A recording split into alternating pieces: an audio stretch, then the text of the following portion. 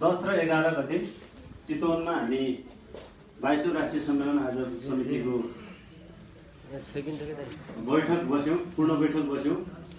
त्यो बैठकले राष्ट्रिय सम्मेलनको सन्दर्भमा, नेपालको शैक्षिक समस्याको सन्दर्भमा, जनताको जनजीविकाको सन्दर्भमा लगायत थुप्रै विषयमा महत्त्वपूर्ण निर्णय गरेर त्यो बैठक सम्पन्न भएको छ। त्यो बैठकमा हाम्रो गौरवशाली पार्टीका आदरणीय महासचिव नेत्र विक्रम चन्द उपस्थित हुनुहुन्थ्यो। उहाँले हामीलाई अहिलेको सम्पूर्ण राजनीतिक सन्दर्भ सहितको विषयवस्तुमा दिशानिर्देश गर्नुभएको छ।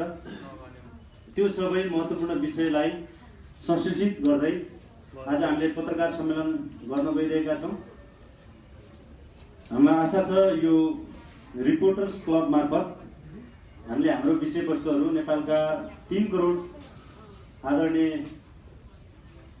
अभिभावकहरू समक्ष, न्यायप्रेमी जनताहरू समक्ष, लाखौं विद्यार्थीहरू समक्ष हाम्रो विषयवस्तुहरूलाई पुर्याउन खोजिरहेका छौँ। हामीलाई आशा छ यो विषयमा हामी सफल हुनेछौँ।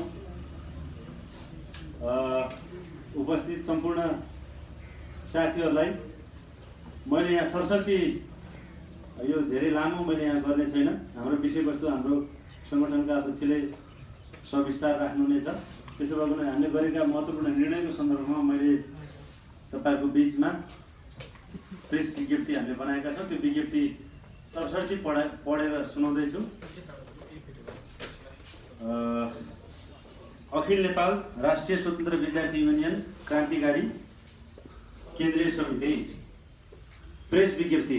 हाम्रो महान तथा गौरवशाली सङ्गठन अखिल क्रान्तिकारी 22औं राष्ट्रिय सम्मेलन आयोजक समितिको पूर्ण बैठक मिति 2078 भाद्र 10 र 11 गते सङ्गठनका अध्यक्ष चिरञ्जीवी ढकालको अध्यक्षतामा हाम्रो जनप्रिय पार्टी नेपाल कम्युनिस्ट पार्टीका आदरणीय महासचिव कमरेड विप्लवको प्रमुख आतिथ्यतामा पार्टी केन्द्रीय सचिवालय सदस्य विषम, पार्टी केन्द्रीय सदस्य तथा सङ्गठन एक्सन इन्चार्ज कमरेड मिलन, पार्टी केन्द्रीय सदस्य सन्देश, पार्टी केन्द्रीय सदस्य असलको आतिथ्यतामा सम्पन्न भयो। ऐतिहासिक 22औं राष्ट्रिय सम्मेलन आयोजक समितिको पूर्ण बैठकले लिएका महत्त्वपूर्ण निर्णयहरू सार्वजनिक गर्न यो प्रेस विज्ञप्ति जारी गरिएको छ।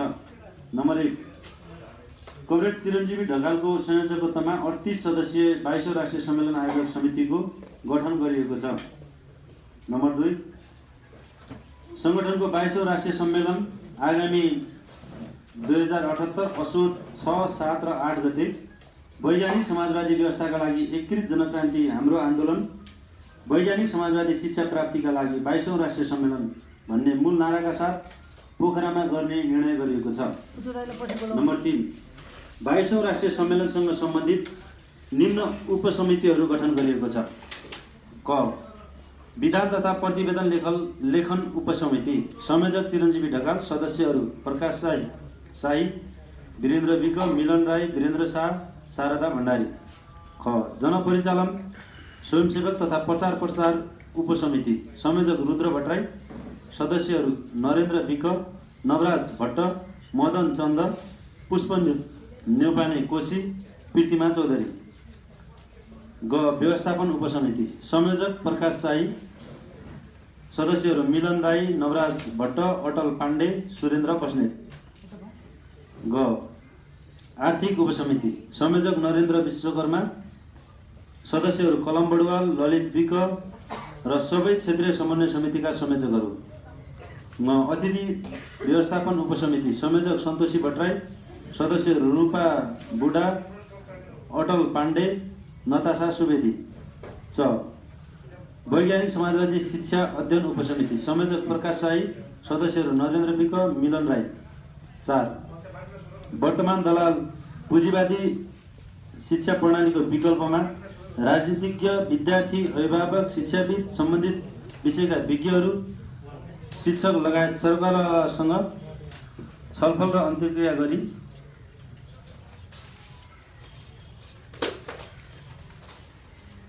वैज्ञानिक समाजवादी शिक्षाको अपरिहार्य आवश्यकतालाई सम्बोधन गर्ने गरी वैज्ञानिक समाजवादी शिक्षाको प्रारूप तयार गर्ने र यसलाई लागू गराउन सङ्घर्ष सञ्चालन गर्ने निर्णय गरिएको छ।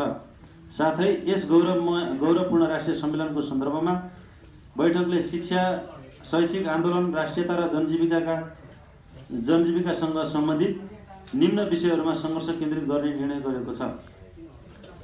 नम्बर क, सामुदायिक र निजी विद्यालयहरूले देशैभरि विभिन्न वाहनामा लिइरहेको चर्को शुल्क तत्काल खारेज गराउने सम्बन्धमा। नम्बर ख, कक्षा 11 र 12 का परीक्षाहरू स्वास्थ्य मापदण्ड अपनाएर तत्काल सञ्चालन गराउने सम्बन्धमा। नम्बर 3, शैक्षिक संस्थाहरूले कोभिड अवधिको शुल्कमा न्यूनतम 50% छुटको व्यवस्था गरियोस् भनेर विषयको उठान गरिएको छ। त्यसैगरी नम्बर 4, विद्यार्थीहरूलाई सार्वजनिक यातायातको भाडामा 45% छुट दिने व्यवस्थाको कडाइपूर्वक कार्यान्वयन गरियोस् भनेर सरकारसँग अपिल गरिएको छ। नम्बर 5, विश्वविद्यालयमा भएको राजनीतिक भागभण्डाको खारेज गरियोस् भनिएको छ। नम्बर 6, देशभरका विश्वविद्यालयहरूमा भएको बेरोजगारीका सन्दर्भमा तत्काल छानबिन गरी दोषीलाई कडा कारबाही गरियोस् भनेर हामीले माग गरेका छौँ। नम्बर 7, सामुदायिक विद्यालयहरूमा तत्काल पाठ्य पुस्तक पुर्याउने व्यवस्था गरियोस् भनिएको छ। नम्बर 8, सम्पूर्ण विद्यार्थीहरूलाई कोभिड खोपको तत्काल व्यवस्था गरियोस् भनेर माग गरिएको छ। नम्बर 9, पेट्रोलियम पदार्थमा गरिएको मूल्यवृद्धि खारेज गरियोस् भनेर माग गरिएको छ।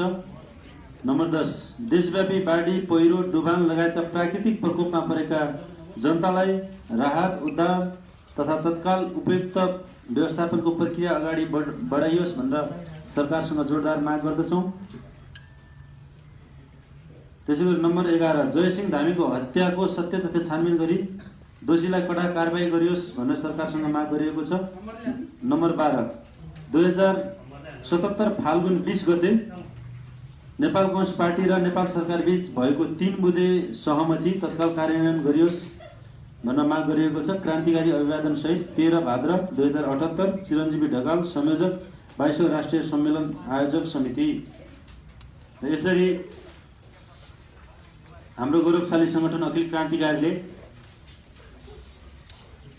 आफ्नो 22औं राष्ट्रिय सम्मेलन आयोजक समितिको बैठक मार्फत विषयवस्तुहरूको उठान गरेको छ। पक्कै पनि हामी सबैले अनुभूति गरिरहेको विषय छ कि अहिले देश चरम महामारीको पीडामा छ। देशैभरि वर्षातको कारणले गर्दाखेरि बाढी, पहिरो र डुबानले मान्छेको जनजीवन प्रभावित भइरहेको छ। युवाहरू बेरोजगार छन्, विद्यार्थीहरू आफ्ना कक्षा कोठामा नगएको करिब 1.5-2 वर्ष हुँदैछ। यो सन्दर्भमा राज्यले यसलाई जिम्मेवारपूर्वक यी समस्याहरूप्रति ध्यान दिने, समाधान गर्ने भन्दा पनि आफ्नो सरकारलाई अथवा आफ्ना मान्छेहरूलाई विभिन्न ठाउँमा नियुक्ति गर्ने, विगतमा गरेका नियुक्तिहरू बदल गर्ने लगायतका तमाम जो विषयले जनताको जीवनमा खासै प्रभाव पार्दैन ती विषयहरूमा रुमल्लिरहेको हामी देखिरहेका छौँ। त्यसो भएको हुनाले एउटा जिम्मेवार सङ्गठन हुनुको नाताले, युवा विद्यार्थी हुनुको नाताले हामी सबै युवा विद्यार्थीहरूको दायित्व बन्छ कि राज्यले जे काम गरिरहेको छ त्यो कामले नेपाली जनताको जनजीवनमा प्रभाव पारिरहेको छैन, युवा विद्यार्थीहरूको जीवनमा प्रभाव पारिरहेको छैन, किसानहरू, मजदुरहरूको जीवनमा प्रभाव पारिरहेको छैन। त्यसो भएको हुनाले अहिले सबै क्षेत्रका युवा विद्यार्थीहरूले राज्यलाई अथवा सरकार सञ्चालकहरूलाई खबरदारी गर्नुपर्ने जिम्मेवारी बोधसहित हामीले यो पत्रकार सम्मेलन मार्फत 12वटा महत्त्वपूर्ण विषयमा ध्यानाकर्षण गराएका छौँ। हामीलाई आशा छ यो विषय आम जनताको विषय हो र यो विषयमा राज्य सञ्चालकहरू, सरकार सञ्चालकहरू गम्भीरतापूर्वक ध्यान दिनेछन् र अहिले जनताको जीवनमा जो समस्या आइरहेको छ, विद्यार्थीले जो पढाइमा अप्ठ्यारो भोगिरहेको छ, युवा बेरोजगार हुन परिरहेको छ, यी यावत समस्याहरूलाई समाधान गर्ने दिशातर्फ राज्यले आफ्नो ध्यानाकर्षण गर्नेछ भन्ने विषयवस्तु हामीले यो सन्दर्भमा जोड्न चाह्यौँ। र यसै सन्दर्भमा हाम्रो केन्द्रीय समितिको बैठक या भनौँ 22औं राष्ट्रिय सम्मेलन आयोजक समितिको बैठक, जुन बैठकले महत्त्वपूर्ण निर्णयहरू गरेको छ, त्यो निर्णय को भावसहित आफ्ना विषय राखिदिनका निमित्त यो विज्ञप्तिमा तमाम विषयहरू छन्। ती विषयहरूलाई अझ विस्तारित रूपले आफ्नो विषयवस्तु राखिदिनका निमित्त 22औं राष्ट्रिय सम्मेलन आयोजक कमिटीका संयोजक कमरेड चिरञ्जीवी ढकाललाई म यहाँ अनुरोध गर्दछु। उहाँले विषयवस्तु राखिसके पछाडि फ्लोर ओपन हामीले गर्नेछौँ। त्यहाँ पत्रकार साथीहरूले आफ्ना विषयवस्तुहरू राख्नुहुनेछ। आफ्नो विषय राखिदिनका निमित्त संयोजक कमरेड चिरञ्जीवी ढकाललाई म अनुरोध गर्दछु।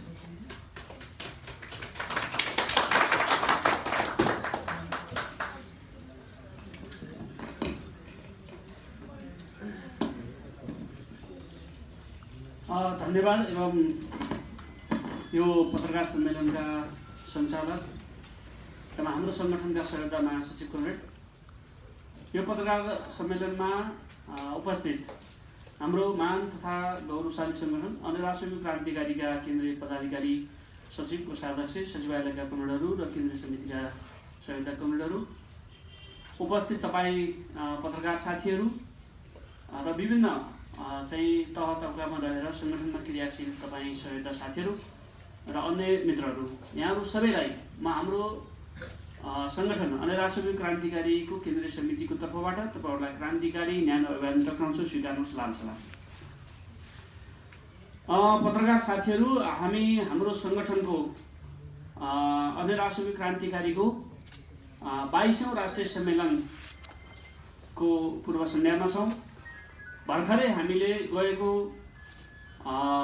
भाद्र 10 र 11 गते हाम्रो पार्टीका आदरणीय महासचिव कमरेड विप्लवको प्रमुख आतिथ्यमा र पार्टीका अन्य नेताहरूको उपस्थितिमा हाम्रो सङ्गठनको ऐतिहासिक 22औं राष्ट्रिय सम्मेलन आयोजक समितिको बैठक सम्पन्न गरेर आज काठमाडौँको रिपोर्टर्स क्लबमा तपाईँ पत्रकार साथीहरूसँगको भेटघाट कार्यक्रम राखेका छौँ।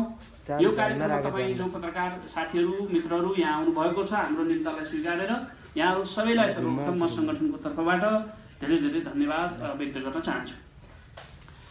अब साथी पत्रकार मित्रहरू, केही न केही हिसाबले तपाईँ हामी पनि यो देशको एउटा जिम्मेवार नागरिक छौँ। अझ पत्रकार साथीहरू त झनै बढी राज्यको चौथो अङ्ग भनेर परिभाषित पनि हुनुभएको छ र देशका हरेक जल्दाबल्दा समस्याहरूमा तपाईँहरूको आँखा जाने नै भयो र समाचारको रूपमा त्यसलाई चाहिँ सम्प्रेषण गर्ने अनिवार्य तपाईँहरूको हुने नै भयो। त्यसो हुँदा यो मुलुकको एउटा जिम्मेवार सङ्गठन र वैकल्पिक चाहिँ सोच विचार सहितको एउटा जो सङ्गठन अनिराश्रमी क्रान्तिकारी छ र त्यसको ऐतिहासिक 22औं राष्ट्रिय सम्मेलन हामी गर्न गइराखेका छौँ। यहाँ सञ्चालक तथा सहयोगका महासचिवले राखिसक्नु भएको छ। त्यसमा तपाईँ साथीहरूको चासो रहने नै भयो र पत्रकार साथीहरू, यहाँ तपाईँहरूलाई म दुईवटा भागमा आफ्ना कुराहरू राख्नुला भन्ने मैले सोचेको छु। त्यो गर्दा तपाईँ साथीहरू, पत्रकार साथीहरूलाई सायद हाम्रो सङ्गठनको आगामी कामहरूको सन्दर्भमा र राष्ट्रिय सम्मेलनको सन्दर्भमा विषयहरू स्पष्ट हुन्छ जस्तो लाग्छ। पहिलो कुरा, हाम्रो सङ्गठनको हामी ऐतिहासिक 22औं राष्ट्रिय सम्मेलन गर्दैछौँ। तपाईँहरूले थाहा पनि पाइसक्नु भएको छ। हाम्रो बैठक लगत्तै हामीले सार्वजनिक पनि गऱ्यौँ र आज तपाईँहरू पत्रकार साथीहरू मार्फत हाम्रो सङ्गठनको ऐतिहासिक 22औं राष्ट्रिय सम्मेलन आउँदो असोज 2078 साल असोज 6, 7 र 8 गते पोखरामा हाम्रो भव्यतापूर्वक सम्मेलन केन्द्रीय राष्ट्रिय सम्मेलन चाहिँ गर्ने हामीले निर्णय गरेका छौँ र त्यो राष्ट्रिय सम्मेलनसँग सम्बन्धित विभिन्न उपसमितिहरू बनेको कुरा तपाईँ साथीहरूले यहाँबाट थाहा पाइसक्नु भएको छ। सम्मेलनलाई व्यवस्थित बनाउने, भव्य बनाउने र एउटा चाहिँ नि नेपालको शैक्षिक आन्दोलनमा एउटा वैकल्पिक शक्तिको रूपमा जो हामी आइराखेका छौँ त्यसलाई अझै नेपालका लाखौँ विद्यार्थीहरूमाझ त्यो सम्मेलनलाई एउटा उत्साहको रूपमा, उत्सवको रूपमा र पर्वको रूपमा नेपालका लाखौँ विद्यार्थीहरूले मनाउन् र त्यसलाई अनुभूत गरून् भन्ने हिसाबले चाहिँ हामीले राष्ट्रिय सम्मेलनको आयोजना गर्दैछौँ अथवा राष्ट्रिय सम्मेलन सम्पन्न गर्दैछौँ। त्योसँग सम्बन्धित विषयहरू यहाँ विभिन्न उपसमितिहरू बनेको कुरा तपाईँ साथीहरूले थाहा पाइसक्नु भएको छ। त्यतातिर म धेरै जान चाहन्न र अलिकति तपाईँहरूलाई हामीले के गर्न खोजिराखेका छौँ त भन्ने विषयमा हामीले यो राष्ट्रिय सम्मेलन मार्फत नेपालको शिक्षा र नेपालको शिक्षा प्रणालीका सम्बन्धमा अलिकति नयाँ र पृथक कुराहरू गर्न खोजिराखेका छौँ। तपाईँ साथीहरूले पनि यहाँ देख्नुभयो कि हामी वैज्ञानिक समाजवादी शिक्षाको पक्षमा देशव्यापी चाहिँ नि एउटा अभियान, बहस र अन्तर्क्रियाहरू छेड्न गइराखेका छौँ। आउँदो राष्ट्रिय सम्मेलनलाई नेपालमा अहिले जो दलाल पुँजीवादी शिक्षा प्रणाली छ त्यसको उत्पीडनमा परेका लाखौँ नेपालका विद्यार्थीहरू जो छन् तिनीहरूलाई अहिलेको निकममा, बेकममा र बेरोजगारहरू मात्रै उत्पादन गर्ने जो शिक्षा प्रणाली शिक्षा छ नेपालमा, त्यसको विकल्पमा अहिले हामीले नयाँ ढङ्गले वैज्ञानिक समाजवादी शिक्षामा अब हामी जानुपर्छ भनेर नेपालमा पहिलो पटक, हुन त हामीले अलि लामै समयदेखि यो बहस छलफलहरू गर्दै आएका छौँ र हामीले चाहिँ नि विचार राजनीतिका हिसाबले अथवा शैक्षिक आन्दोलनका हिसाबले नेपालको चाहिँ शिक्षा कस्तो हुनुपर्दछ त भन्ने कुरामा मुख्य रूपमा हामी चाहिँ नि अबको जो हाम्रो राष्ट्रिय सम्मेलन आउँदैछ त्यो सम्मेलनमा बहस गर्ने चाहिँ हाम्रो चाहिँ विचार छ, योजना छ र राष्ट्रिय सम्मेलनको उचाइ पनि हामी अबको नेपालको शैक्षिक आन्दोलन अथवा नेपालको समग्र शिक्षालाई कस्तो बनाउने भन्ने विषयमा बहस केन्द्रित गरौँला भन्ने हामीले सोच बनाएका छौँ। र यहाँ तपाईँहरूले देखि पनि सक्नु भएको छ, हाम्रो सङ्गठनको महासचिवको नेतृत्वमा हामीले वैज्ञानिक समाजवादी शिक्षा अध्ययन उपसमिति भनेर सङ्गठनका अन्य कमरेडहरूको चाहिँ सहभागितामा एउटा बनाएका छौँ हामीले। किनभने नेपालमा तपाईँ हामीले देख्यौँ भने यो एउटा महत्त्वपूर्ण कार्यभार हुन्छ पत्रकार साथीहरू कि शैक्षिक विषयवस्तुहरू, शैक्षिक आन्दोलन र मुलुकको शिक्षामा जुन प्रकारको विकृति र विसङ्गति देखा परेको छ त्यसको हल दिने गरेर, त्यसको एउटा गतिलो र बलियो विकल्प दिने गरेर अन्य राष्ट्रिय क्रान्तिकारीले आफ्नो राष्ट्रिय सम्मेलनलाई एउटा उत्सवको रूपमा मनाउन गइराखेको छ भन्ने कुरा मैले तपाईँहरूलाई बुझाउन खोजेको। हामीले किन वैज्ञानिक समाजवादी शिक्षा भन्यौँ भन्ने प्रसङ्गमा तपाईँ साथीहरूका कोइरीहरू पनि हुन सक्छन्। त्यसमा हामीले किन वैज्ञानिक समाजवादी शिक्षा भन्यौँ भने अहिलेको नेपालको शिक्षा प्रणाली तपाईँ हामीले हेऱ्यौँ, शिक्षा हेऱ्यौँ भने यो दिशाविहीन छ। पढेर मान्छे के गर्ने, अहिले तपाईँहरूले देख्नुहुन्छ कि केही काम नभएपछि मान्छे पढ्छ होइन, केही काम नभएपछि। अरू देशहरूमा, विकसित मुलुकहरूमा के गर्छन्, सबै काम छोडेर विद्यार्थी पढ्छ। आफ्नो उमेरमा विद्यार्थीहरू केही काम गर्दैन, पढ्ने हुन्छ। तर हाम्रो देशमा के छ भने केही काम नपाएपछि अब केही भएन, जागिर पनि पाइएन, घरमा पनि काम के भएन, उसै किन बस्ने भनेपछि अनि पढेर बस्ने, यस्तो भएको छ। टाइम पासको विषय बनेको छ नेपालको शिक्षा, खालि साक्षरतासँग मात्रै जोडिएको छ नेपालको शिक्षा। त्यस कारणले गर्दा हामीले के भन्यौँ भने अहिलेको शिक्षा जो चाहिँ नेपाल र नेपाली जनताको आवश्यकतालाई सम्बोधन गर्न सकिराखेको छैन, त्यो शिक्षाले नेपालको प्राकृतिक साधन स्रोत र नेपालको ह्युमन रिसोर्सलाई जोड्न सकेको छैन अहिलेको शिक्षाले। त्यस कारणले यो शिक्षा अहिले चाहिँ तपाईँको नेपालीहरूको आकाङ्क्षालाई पुरा गर्न सकेको छैन। नेपालका करिब 90 लाख विद्यार्थीहरूको भविष्यलाई यसले सुनिश्चितता प्रदान गर्न सकेको छैन। त्यस कारणले हामीले के भन्यौँ भने वैज्ञानिक समाजवादी शिक्षा अबको विकल्प हुन सक्छ। किन भन्नुहुन्छ साथीहरू भने अहिले तपाईँले देख्नुहुन्छ देशमा दुईवटा प्रणालीमा शिक्षा दिइने गरिएको छ, एउटा निजी र अर्को सरकारी सामुदायिक भनेर नेपालको शिक्षा प्रदान गरिएको छ। निजीमा तपाईँले हेर्नुभयो भने पनि यति धेरै विकृति र विसङ्गतिहरू छन्। निजी स्कुल र कलेजका साहुहरूलाई पैसाभन्दा अर्को कुनै चाहिँ नि मतलब छैन। विद्यार्थी अभिभावकसँग कसरी पैसा सोर्ने, आफ्नो बिजनेस कसरी चाहिँ नि तपाईँको प्रमोट गर्ने एउटा बिजनेसको रूपमा शिक्षालाई लिएका छन्। पैसा आउँछ भने तिनी विद्यार्थीलाई जे पनि बनाउन तयार छन्, जे कुरा पनि गर्न तयार छन्। यस्तो छ नेपालको निजी शिक्षाको हालत। तपाईँहरूले हेऱ्यौँ भने त्यही तपाईँको जति छ अभिभावकसँग 100 रुपियाँ छ 100 रुपियाँ लुट्ने, 1000 छ 1000 खोज्ने, लाख छ लाख खोज्ने, यस्तो खालको छ। यति व्यापार छ निजीकरणको चपेटामा आज लाखौँ नेपालका विद्यार्थीहरू अभिभावकहरू परिरहनु भएको छ। त्यस कारणले यो समस्याबाट अहिले मुक्ति दिलाउनु पर्ने छ तपाईँ हामीले। त्यस कारणले निजी शिक्षाको विकल्पमा पनि हामी वैज्ञानिक समाजवादी शिक्षामा जानुपर्ने देखिन्छ।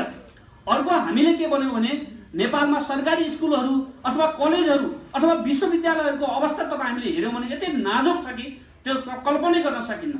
तपाईँहरू यहाँ विद्यार्थी साथीहरू हुनुहुन्छ, यहाँ अधिकांश पत्रकार साथीहरू पनि विद्यार्थी नै हुनुहुन्छ जस्तो लाग्छ। क्याम्पसहरूको अवस्था, सरकारी शिक्षालयहरूको अवस्था, विश्वविद्यालयहरूको अवस्था, क्याम्पसहरूको अवस्था, स्कुलहरूको अवस्था तपाईँ हामीले देख्यौँ भने ठुल्ठुला सहरहरूमै पनि शैक्षिक सार्वजनिक र सरकारी शिक्षालयहरू तपाईँको खण्डहरको रूपमा विकसित भइरहेका छन्।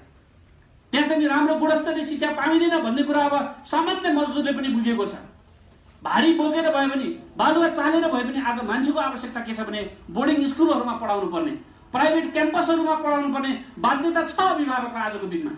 त्यसकारणले ठुलो विश्वासको सङ्घर्ष सरकारी राज्यले सञ्चालन गरेको शिक्षामा आज नेपालमा, त्यसकारणले गर्दाखेरि न निजी शिक्षाले नेपालको समाधान चाहिँ शैक्षिक विषयलाई समाधान गर्न सकेको छ, न निर्लज्जताका बावजुद जो सरकारले शिक्षा सञ्चालन गरिराखेको छ, न त्यसले आजको शिक्षा नेपालको शिक्षाको समस्याहरूलाई सम्बोधन गर्न सकेको छ। त्यसकारणले यो दुईवटै शिक्षा नेपालमा के भयो भने फेल खाएको छ साथीहरू। त्यसकारणले हामीले के भन्यौँ भने वैज्ञानिक समाजवादी शिक्षा भनेर ल्याएका छौँ।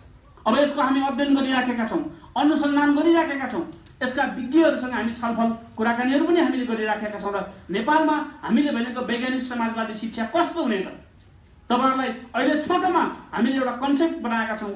त्यस्तो शिक्षा वैज्ञानिक समाजवादी शिक्षा हो जसले श्रम र समयलाई जोड्न सक्छ, श्रम र समयको महत्त्व बुझाउन सक्छ।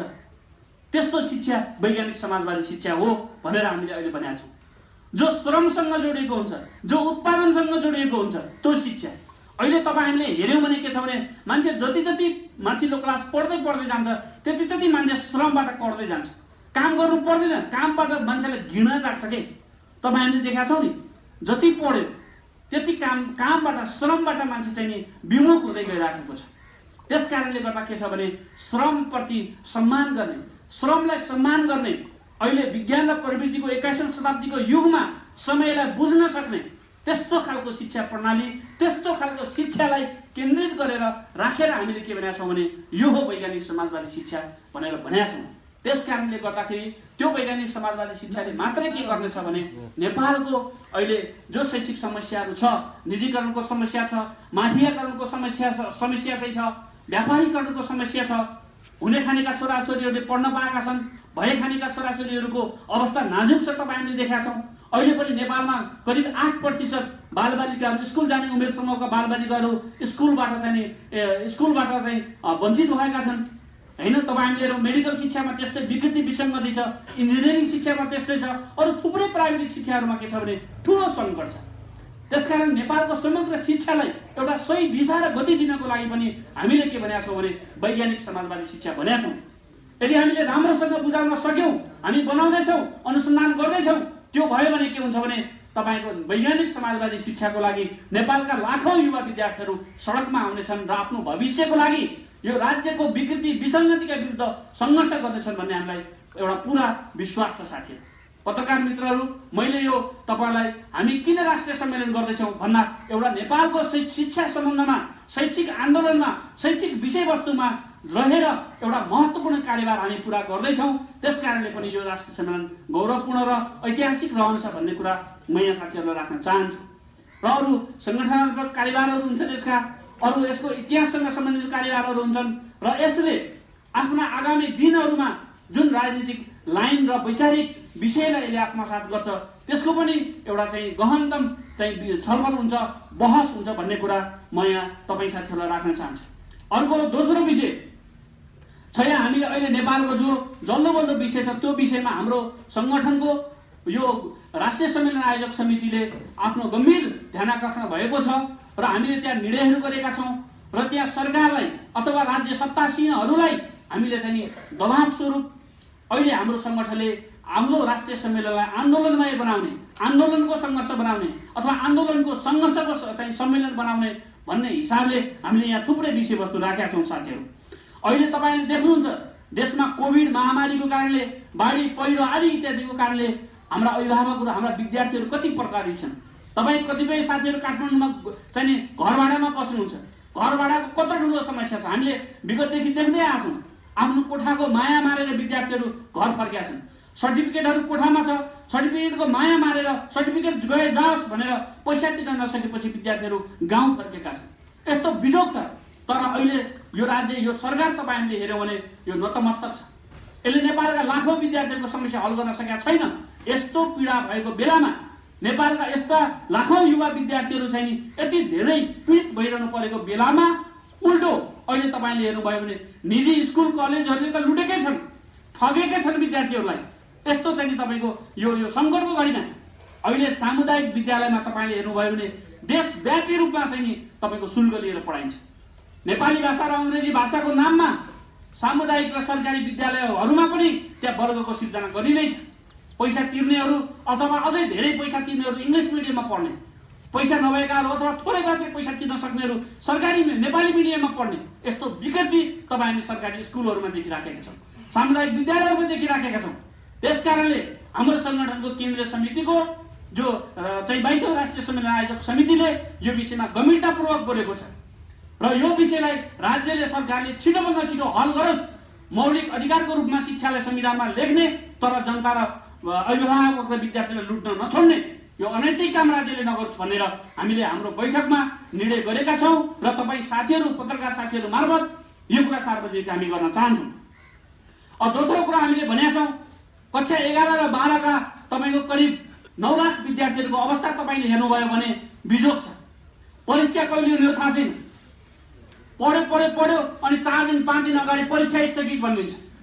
यति बिजोग छ विद्यार्थीहरूको अवस्था। आफ्नो देशका नौजवानहरू, आफ्नो देशका भरभराउँदा युवाहरूको यो हकीकत हुँदाखेरि यो राज्य, यो सरकार नतमस्तक भएर बसिएको छ। त्यसकारण हामीले के भनेका छौँ, हाम्रो सङ्गठनको केन्द्रीय समितिले के निर्णय गरेको छ भने कक्षा 11 र 12 मा पढ्ने विद्यार्थीहरूलाई अहिले कोभिडको समयमा स्वास्थ्य मापदण्ड पालना गरेर उनीहरूलाई उमेर पुगेकाहरूलाई कोभिडको चाहिँ खोप दिएर त्यसपछि चाहिँ सुरक्षित ढङ्गले उनीहरूको चाहिँ परीक्षा लिनुपर्छ, उनीहरूको भविष्यमाथि खेलवाड गर्न पाइँदैन भनेर हामीले जोरदार रूपमा माग राखेका छौँ र त्यसको यही विषयमा पनि सङ्घर्ष गर्ने र सम्मेलनसम्म जाने भन्ने निर्णय हामीले गरेका छौँ साथीहरू। अब त्यस्तै हामीले यो कोभिडको बेलामा तपाईँहरूले हेर्नुभयो भने यति शुल्क लुटेका छन्, अनलाइन तपाईँको चाहिँ नपढाउने, पैसा चाहिँ बैङ्कमा हाल्दियो भन्ने यति ठुलो चाहिँ जो मन परी लुट विद्यार्थीहरूमा गरेका छ। हामीले न्यूनतम रूपमा शुल्क लिएर जो पढाइराखेका छन् तिनीहरूले जो शैक्षिक संस्था छन् तिनीहरूले कम्तीमा पनि न्यूनतम 50% छुट विद्यार्थीहरूलाई दिनुपर्छ। अहिले ती सावरको कुनै खर्च छैन क्याम्पस र स्कुलहरूमा। अहिले खालि अनलाइनमा पढाउने, टिचरले घरैबाट पढाउँछन्, विद्यार्थीले घरै बसेर पढ्छन्, तिनले शुल्क त्यत्रो पैसा किन चाहिँ लुटिरहन पर्यो। त्यसकारणले हामीले के माग गरेका छौँ र के निर्णय गरेका छौँ साथीहरू, हाम्रो गएको बैठकबाट भने 11-12 अथवा क्याम्पस युनिभर्सिटी स्कुलहरूमा पढ्ने विद्यार्थीहरूको समग्र शुल्कको कम्तीमा न्यूनतम 50% छुट दिनुपर्छ भनेर हामीले निर्णय गरेका छौँ साथीहरू। त्यस्तै अर्को हामीले भनेका छौँ यो विगतमा हामीले धेरै पटक आन्दोलन मार्फत रगत बगाएर त्यसपछि विद्यार्थीहरूले आफ्नो टाउको फुटाएर 45% चाहिँ नि सार्वजनिक यातायातको भाडामा जो छुट चाहिँ हामीले दिने एउटा सफलता थियो विद्यार्थी आन्दोलनको। आज विद्यार्थी आन्दोलनमाथि नै अपमान गर्ने गरेर, विद्यार्थी आन्दोलनलाई लज्जित गर्ने गरेर अहिले 45% भाडामा जो छुट दिने व्यवस्था थियो त्यो नेपालमा कहीँ पनि छैन। दिने भए 5 रुपियाँ छुट, 10 रुपियाँ छुट यस्तो खालको छ। लामो यातायातका दूरीमा कहीँ पनि छुट दिने गरेको छैन। सहरहरूमा यसो कहीँ कतै अलिअलि चाहिँ छ है भनेर चाहिँ देखाउनका लागि अलिअलि गरिएको छ। तर के छ भने विद्यार्थीहरूलाई 45% त्यो सार्वजनिक यातायातको भाडामा छुट दिनु पर्थ्यो, त्यो दिएको छैन। हाम्रो बैठकले यसो चाहिँ दिनुपर्छ भनेर जोरदार माग गरेको छ र सम्मेलनसम्म जाँदाखेरि हामी यो विषयलाई पनि एउटा सङ्घर्षको रूपमा लिनेछौँ भनेर यहाँ निर्णय गरेका छौँ साथीहरू। त्यस्तै तपाईँहरूले देख्यो भने विश्वविद्यालय आज राजनीतिक पार्टी कार्यालय जस्तो भएको छ। हामीले हेऱ्यौँ भने विश्वविद्यालयहरू जो विशुद्ध रूपमा प्राज्ञिक थलोको रूपमा हुनु पर्थ्यो, त्यसले अनुसन्धान गर्ने, रिसर्च गर्ने, संसारमा भइराखेका चाहिँ परिवर्तनहरूको गतिशीलतालाई विश्वविद्यालयहरूले बुझ्ने र त्यसलाई आत्मसात गर्ने जो काम गर्न पर्थ्यो त्यो गर्ने छैन। अब स्थिति त यस्तो भएको छ कि तपाईँको विश्वविद्यालयहरूमा एकाडेमिक अथवा एकाडेमिसियनहरू जो छन् तिनीहरूले छोडेर अब दलका राजनीतिक पार्टीका कार्यकर्ताहरू, नेताहरू भर्ना हुन थालेका छन्। भिसीहरू, रजिस्ट्रारहरू, डाइरेक्टरहरू के छ भने अहिले कुनै पनि एउटा अमुक पार्टीका नेताहरू छन्, कार्यकर्ताहरू छन्। त्यसकारणले नेपालको शिक्षा बिग्रिनुमा, नेपालको शिक्षा असरल हुनुमा यो पनि एउटा महत्त्वपूर्ण कारण छ र यसको हाम्रो सङ्गठनको केन्द्रीय समितिले जोरदार विरोध गरेको छ र यो राजनीतिक भागभण्डा जो विश्वविद्यालयमा भइराखेको छ यसको अन्त्य गरियोस् भनेर हामीले कडाइपूर्वक चाहिँ माग राखेका छौँ र यसलाई सङ्घर्षको रूपमा अगाडि बढाउने निर्णय गरेका छौँ। त्यसै गरी अहिले तपाईँहरूले देख्नुभयो भने महालेखा परीक्षकले एउटा प्रतिवेदन सार्वजनिक गरेको छ केही समय अगाडि। त्यहाँ विश्वविद्यालयहरूमा कति ठुलो भ्रष्टाचार छ भन्ने कुराको एउटा चित्र आएको छ। महालेखा परीक्षक भनेको राज्यको एउटा अङ्ग हो, त्यो संवैधानिक व्यवस्था भएको अङ्ग हो, संविधानले तोकेको एउटा अङ्ग हो, त्यो सरकारकै अङ्ग हो। सरकारकै एउटा अङ्गले राज्यमा अथवा सत्तासीनहरूले अथवा जसरी अघि हामीले भन्यौं राजनीतिक भागबण्डाको आधारमा भर्ना भएका विभिन्न पद खाएका राजनीतिक पार्टीका नेता कार्यकर्ताहरू जो विश्वविद्यालयमा छन् तिनीहरूले कति भ्रष्टाचार गरे र कति बेरोजु छ विश्वविद्यालयमा भन्ने कुरा उजागर गरिदिएको छ। त्यसकारण विश्वविद्यालयमा भ्रष्टाचार गर्ने, अरबौं रुपियाँ बेरोजु गर्ने यस्ता अपराधीहरूलाई, यी दोषीहरूलाई चाहिँ कडाभन्दा कडा कारबाही गरोस् सरकारले भनेर हामीले माग गरेका छौं र आगामी राष्ट्रिय सम्मेलनलाई हामी यो विषयलाई पनि एउटा महत्त्वपूर्ण चाहिँ विषयको रूपमा अगाडि बढाउने हामीले निरोध गरेका छौं साथै।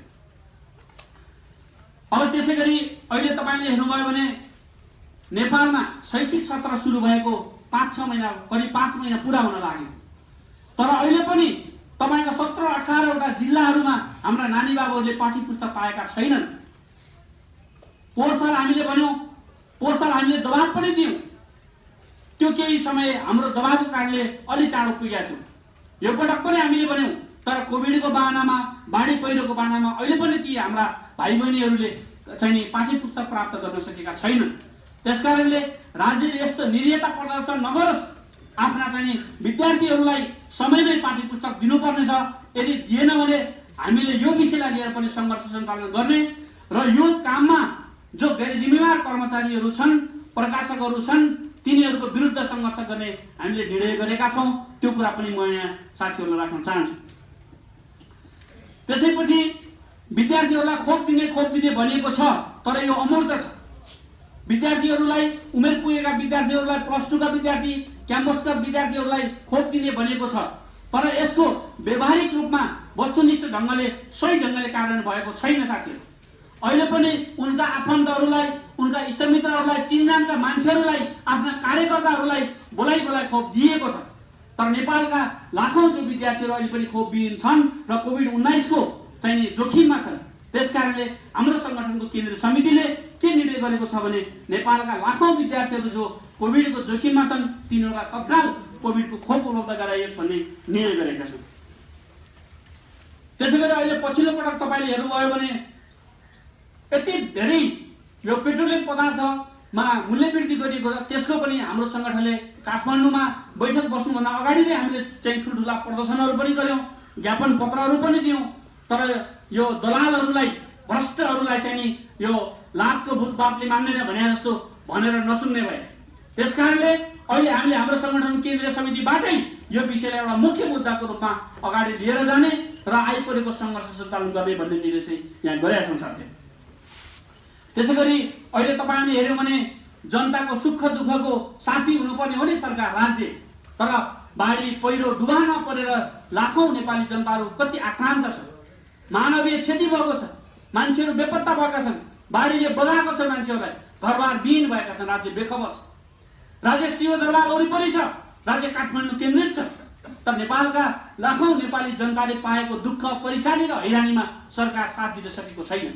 त्यसकारणले हामीले के भनेका छौं भने यो सरकारसँग, यो निरीह सरकारसँग हामीले के भनेका छौं भने छिटो भन्दा छिटो बाढी पहिरो र डुबान पीडित नेपालका लाखौं चाहिँ जनतालाई तत्काल राहत, उद्धार र तिनको उचित व्यवस्थापनमा ध्यान देऊ भनेर चाहिँ माग राखेका छौं। यदि सरकारले त्यो कुरालाई ध्यान दिएन भने हामी हाम्रो आगामी जो राष्ट्रिय सम्मेलन आउँदैछ त्यो राष्ट्रिय सम्मेलनमा पनि एउटा मुख्य विषय बनाएर आन्दोलन अगाडि बढाउँछौं भन्ने निर्णय पनि गरेका छौं। त्यसैगरी तपाई साथीहरूले हेर्नुभयो अहिले भारतीय एसएसबीहरूले भारतको हस्तक्षेप यति ठूलो छ हाम्रो देशमा, तब हामीले देख्दै आएका छौं। नेपालको राजनीतिमा होस्, नेपालको आर्थिक क्षेत्रमा होस्, नेपालको चाहिँ सांस्कृतिक क्षेत्रमा होस्, सामाजिक क्षेत्रमा होस्, सबै क्षेत्रहरूमा विदेशीहरूको ठूलो हस्तक्षेप छ।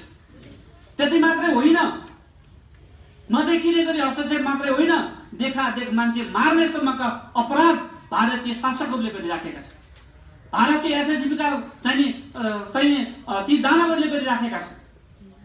अस्ति भर्खर तपाईले देख्नुभयो जयसिंह धामीलाई तुइन चाहिँ काटेर बीचमा महाकाली नदीको बीचमा आइपुगे पछाडि, कि त सुरुमै नआइदियो भन्नुपर्छ नि, बीचमा आइसके पछाडि मार्ने उद्देश्यले मार्छु नै भनेर तपाईको तुइन चुडाइदिएको छ। यस्तो अपराध गरेको छ। नेपालको एउटा दलाल, नेपालको निरीह सरकारले एउटा समिति पनि बनायो, त्यो समितिले केही काम गर्न सकेको छैन। प्रतिवेदन प्रष्ट ढङ्गले पत्रकार सम्मेलन गरेर प्रतिवेदन सार्वजनिक पनि गर्न सकेको छैन। त्यसकारणले गर्दाखेरि त्यो विषयमा जयसिंह धामीको विषयमा चाहिँ प्रष्ट ढङ्गले चाहिँ सरकारले आफ्नो धारणा ल्याओस्, सत्य तथ्य छानबिन गरोस् र नेपालीहरूमाथि भारतीय शासकहरूले जुन ज्यादती गरेका छन्, जुन दादागिरी देखाएका छन्, त्यसको विरुद्ध पनि हाम्रो सङ्गठनले आवाज उठाउँदै आएको कुरा तपाईँलाई थाहा पनि छ। त्यसकारणले यो विषयमा पनि सङ्घर्ष सञ्चालन गर्ने निर्णय हामीले गरेका छौँ। यो कुरा म साथीहरूलाई यहाँ राख्न चाहन्छु। त्यसैगरी अर्को विषय छ, अहिले पनि हामीले विगतमा हाम्रो पार्टी नेपाल कम्युनिस्ट पार्टीले राजनीतिक विषय उठाएको थियो, जनताको विषय उठाएको थियो, राष्ट्रियता, जनजीविका र त्यसपछि जनतन्त्रका विषयमा हाम्रो पार्टीले कुराहरू उठाएको थियो। हाम्रो सङ्गठनले पनि शिक्षा क्षेत्रमा अघि हामीले चर्चा गरे जस्तै तमाम विषयवस्तुहरूलाई लिएर आन्दोलनमा केन्द्रित थियो। त्यो देख्न नसकेर विगतको सरकारले हामीमाथि प्रतिबन्ध लगाएको थियो, विद्यार्थीमाथि पनि प्रतिबन्ध लगाएको थियो। अहिले पनि हाम्रा दर्जनौं विद्यार्थीका नेता कार्यकर्ता साथीहरू जेलभित्र हुनुहुन्छ।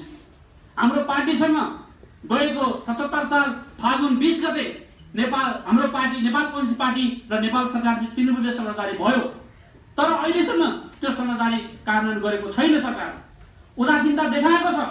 अहिले धेरै नभन साथीहरू, यदि यसै गरी हामीमाथि अन्याय गर्ने हो, अत्याचार थोपर्ने हो भने हामी युवाहरू चाहिँ यो देशमा विद्रोह गर्न तयार छौँ। हामी भन्न चाहन्छौँ, हाम्रा निर्दोष विद्यार्थी नेता कार्यकर्ता साथीहरूलाई तत्काल रिहाई गरियोस् र नेपाल कम्युनिस्ट पार्टी र नेपाल सरकार बीच भएको जो 3 बुँदे समझदारी छ त्यसलाई अविलम्ब कार्यान्वयन गरियोस् र त्यो कार्यान्वयन गराउनका लागि हामीले चाहिँ दबाब सिर्जना गर्नुपर्छ भन्ने निर्णय पनि हाम्रो सङ्गठनले गरेको छ। र साथीहरू, यी लगायतका अरू थुप्रै निर्णयहरू गरेको छ।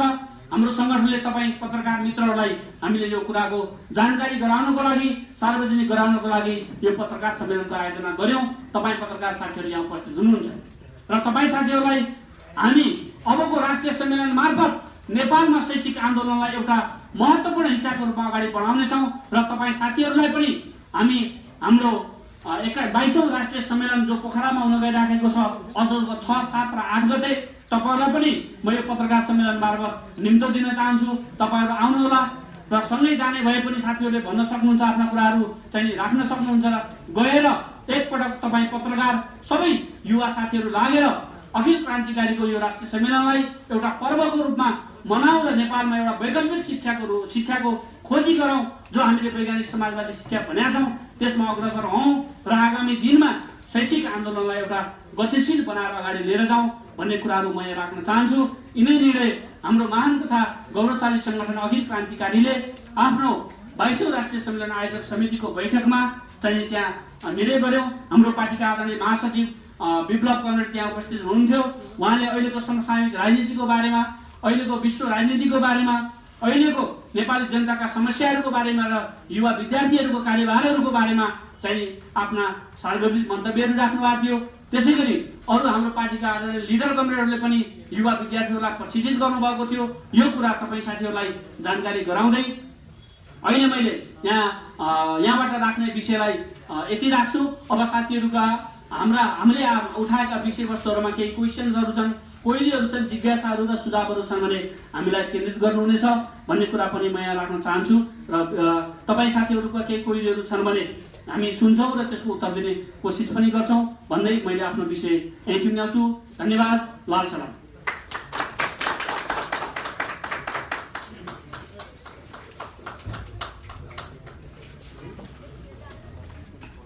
धन्यवाद आदरणीय अध्यक्ष। पत्रकार साथीहरू, हामीले जो विषय 12वटा विषयवस्तुहरू विज्ञप्ति मार्फत केन्द्रित गऱ्यौँ र अध्यक्षले सविस्तार यसको व्याख्या गर्नुभएको छ। अझै पनि यी विषयहरूमा तपाईँहरूको केही क्वेसनहरू छ भने तपाईँहरूलाई हामीले 5 मिनट क्वेसनको लागि फ्लोर उपलब्ध गराउँदछौँ। केही क्वेसन छ भने तपाईँहरूले राख्नु सक्नुहुन्छ।